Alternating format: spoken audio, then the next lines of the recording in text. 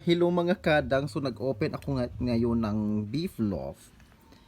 Alam nyo guys kung para saan ito? Hindi ko to ulam. Ulam niya! Taray mo big boy ha, ang social mo. Tapos yung mga pusa guys. So nag-aabang sila guys kasi inano ko na yung beef loaf kasi ipapakain ko sa kanila. Taray ng mga alaga ko guys. Ako walang ulam, sila meron. At saka isang ano to guys. Isang lata sila lang talaga uubos. Hindi ako kasama guys. 'Di ba? Napakasosyal ng mga hayop ko.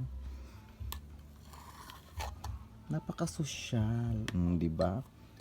Tsaka pagkatapos hahaluin ko na guys kasi nag-aabang na sila.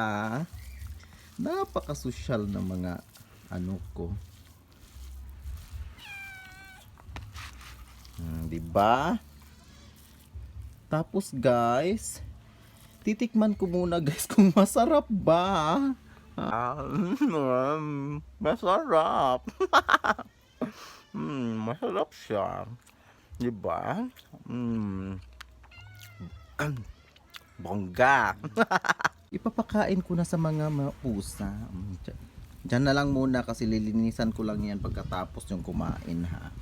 Tapos yung big boy ko guys, siya lang yung uubos niyan. Lakas kumain. Ang sosyal nyo, wala kong ulam kayo meron. Yan talaga kapag love mo ang isang hayop guys. Ano ba?